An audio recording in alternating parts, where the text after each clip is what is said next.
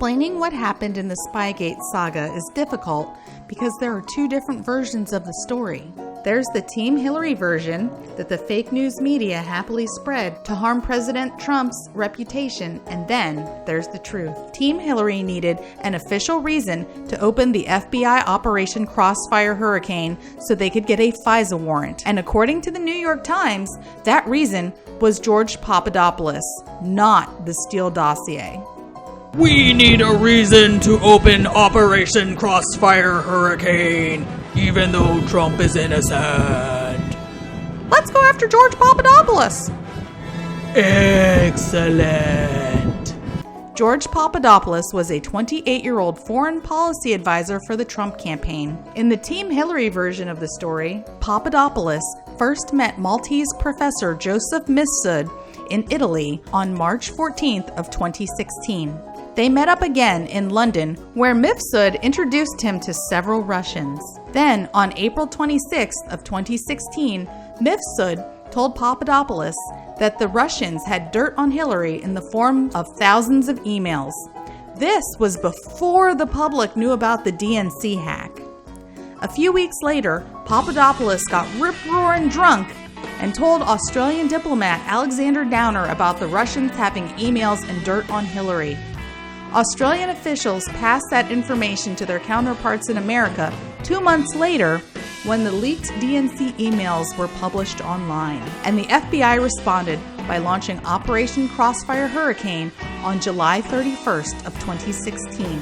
In the Team Hillary version of the story, Mifsud was portrayed as a Russian asset that was acting as an intermediary between Russia and the Trump campaign via Papadopoulos. There are a couple of problems with this account. First, George Papadopoulos could not have been the reason they began the investigation because Team Hillary was spying on the Trump campaign before Papadopoulos was even associated with it. As you know, for a long time, FBI DOJ have been claiming that they didn't do anything until the end of July. That's not true. This investigation started in early 2016, and I actually believe it's possible it even started in late 2015. Second, Papadopoulos stated that he didn't accidentally meet Mifsud. His introduction to Mifsud was facilitated in part by FBI lawyer Avinder Sambe. And Mifsud wasn't a Russian spy. He was working with Western intelligence. I don't understand why the FBI told the world that this was a Russian agent when the truth is that I was introduced to him by an FBI intermediary. I met him at a Western intelligence spy school in Rome, and that this man's entire career and network involves himself meeting with high-level British and American intelligence officials, including after I told the FBI that he was a potential Russian agent. And his own lawyer has made unambiguous statements about who he is, and that is that this man was no Russian agent. This man was working on behalf of Western intelligence and was actively, probably under the guidance of the FBI itself, when he was interacting with George Papadopoulos.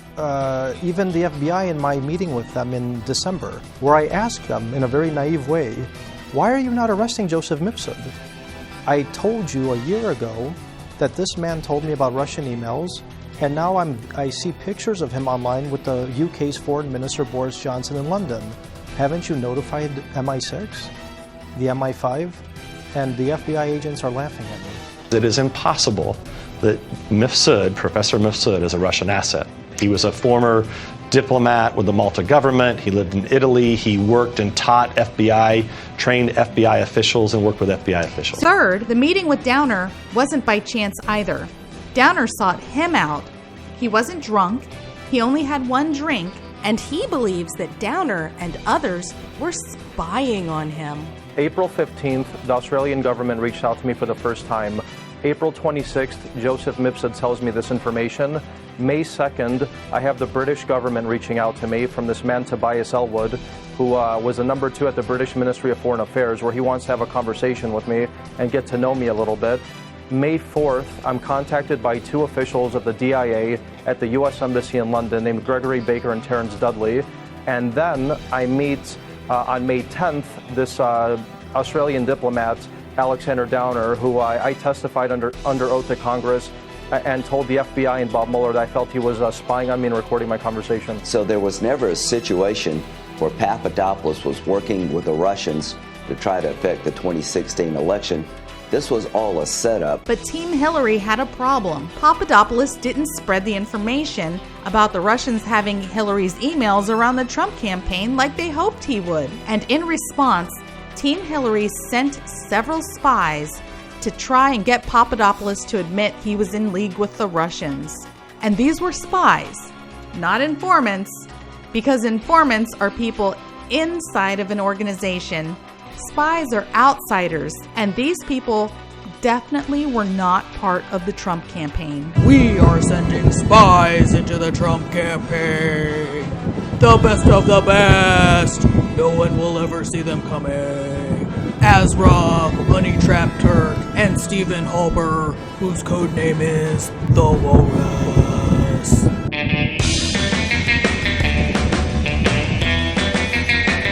Stephen the Walrus Halper made contact with several Trump campaign members.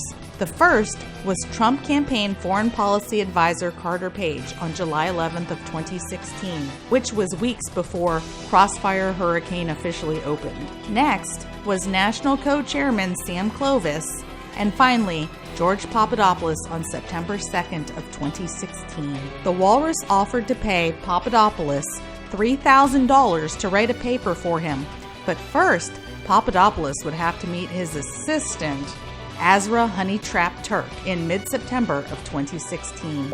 She was very provocative, let's say scantily dressed at best, okay? And she wants to try and seduce me and get me to say things that aren't true. For example, about Russia and all this nonsense.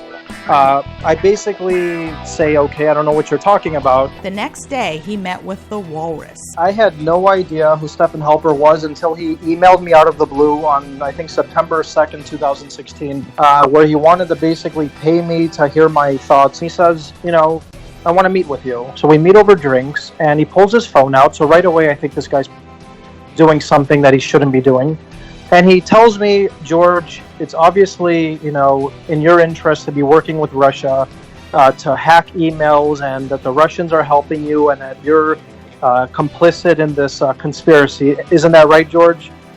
These open-ended, very strange things. And I told him flat out, I don't know what you're talking about. What you're talking about is treason. I have zero information about what you're talking about, and neither does anyone on the campaign, so just leave me alone. FBI sent someone in, pretending to be somebody else, to talk with George Papadopoulos, who was with the Trump campaign. You know what they call that? It's called spying. They did it. Mifsud was connected to Italian intelligence, and both Downer and Mifsud had MI6 and Five Eyes ties. Now here's the kicker. They were both Clinton guys. Not only was he a donor, but Mifsud told the Italian news that he's a Clinton Foundation member, and Downer helped secure and personally signed off on a $25 million donation to the Clinton Foundation from the Australian government. So the FBI made sure Papadopoulos met Mifsud, who was Clinton guy number one. Mifsud was the guy who set up Papadopoulos. Clinton guy number one inserted the information. Clinton guy number two, Downer, extracted the information, and Clinton guys numbers 3 and 4 tried to get Papadopoulos to cop to a crime he didn't commit.